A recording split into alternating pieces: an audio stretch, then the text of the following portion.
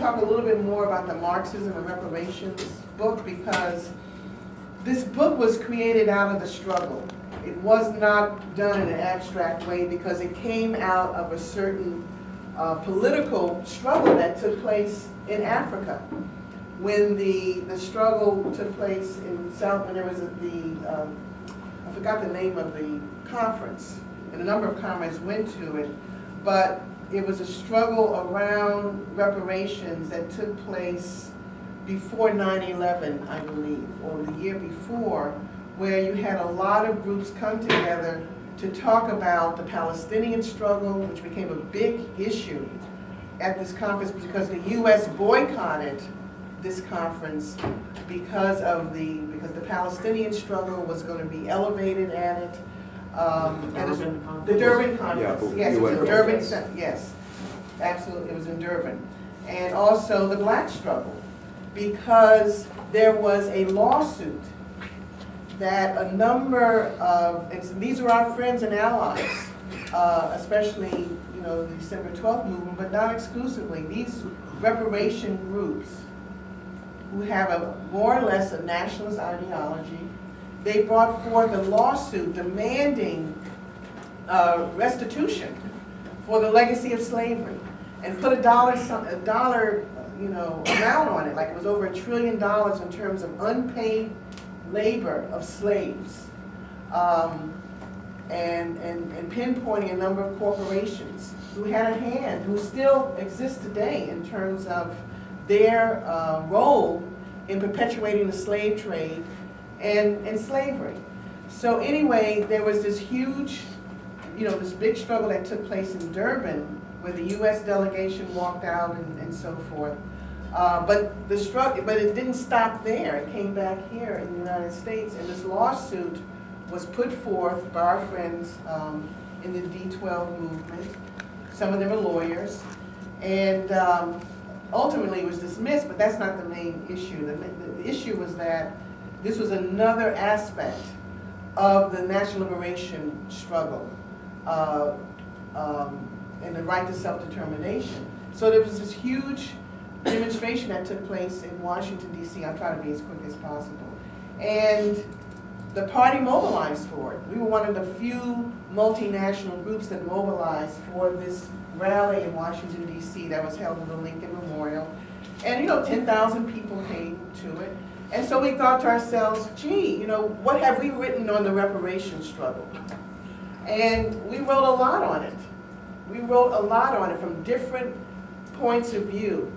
And we pulled together, not even that pamphlet, that's a third edition. We just pulled together very quickly, maybe 10 or 12 articles, just to have on our table. And I tell you, it was just amazing. Our allies really appreciated the fact that they viewed us as an act of solidarity. Not that we're trying to take over the struggle for reparations or anything like that, but they viewed it as an act of solidarity and unity.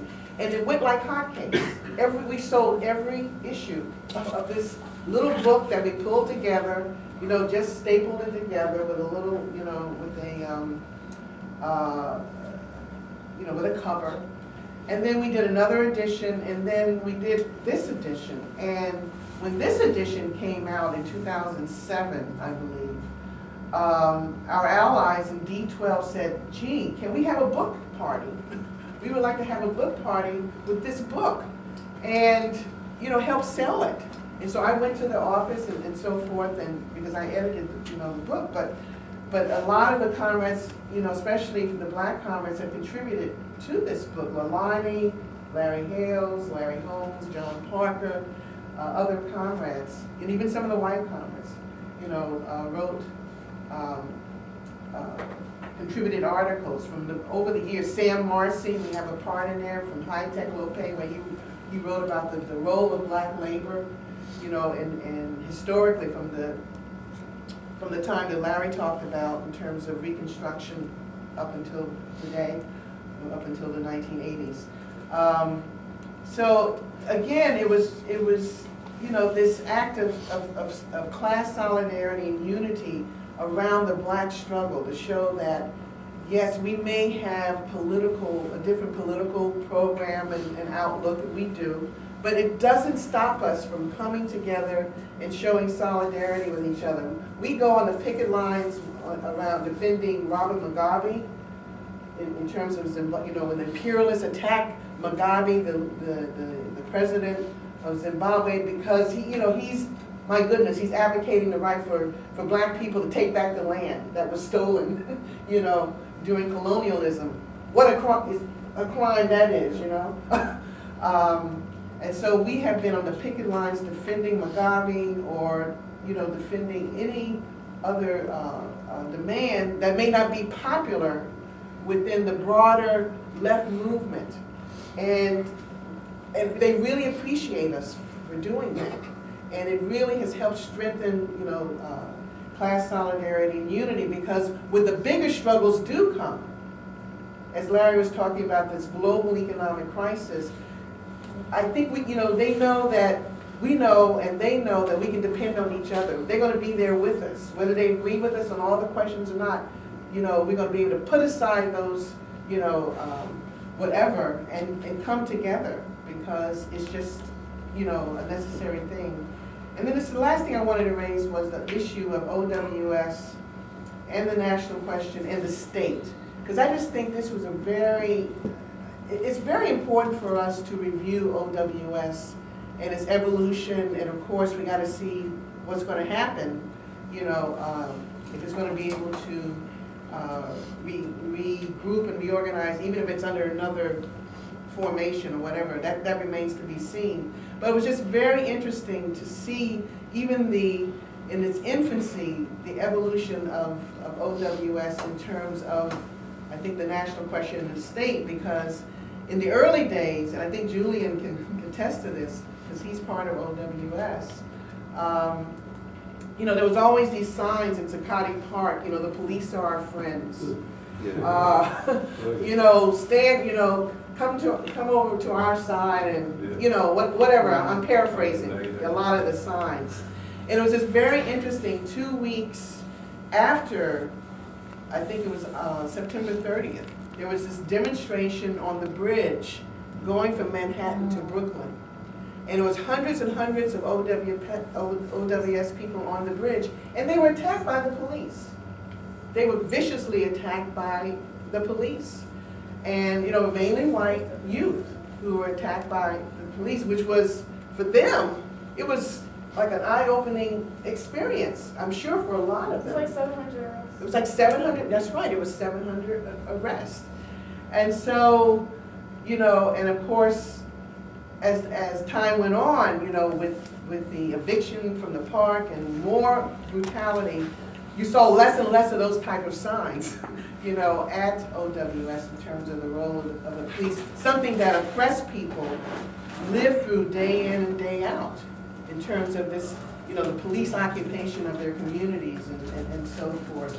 And even with the Troy Davis, when Troy Davis was facing execution, you saw OWS people out there with signs demanding, no execution of Troy Davis.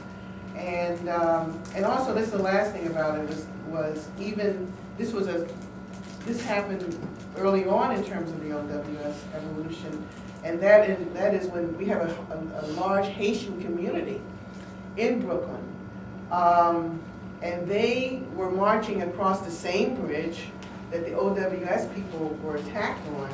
And on the other side of Manhattan, it wasn't a large delegation, maybe 50 people or 100 people, OWS people were there waiting for them, standing in solidarity with Haitian people, because it's so oppressed, not only on the island, but also as an oppressed nation within, in terms of Brooklyn.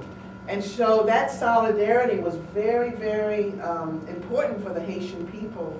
And I think it really helped to raise consciousness around, for the OWS people in terms of, gee, we have to show more and more solidarity with our oppressed sisters and brothers, because they're part of the 99% too, So I just wanted to raise those examples, and I just wanted to also push a few more books.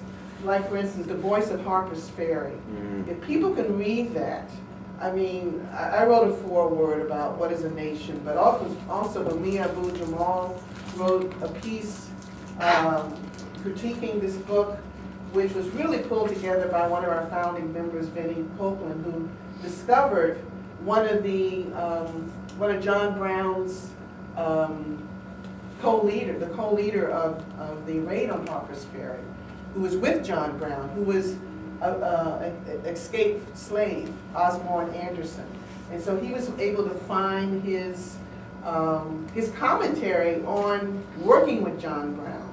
And so we were able to do another edition of this. So it's really worth reading because it's a prelude to Reconstruction, and Vince Copeland writes a wonderful piece, sort of foreword on this book, on the importance of the Reconstruction period, and read Du Bois on Reconstruction, which is it's a huge book, but it's the most comprehensive work on Black Reconstruction that you could ever read. It's an incredible book.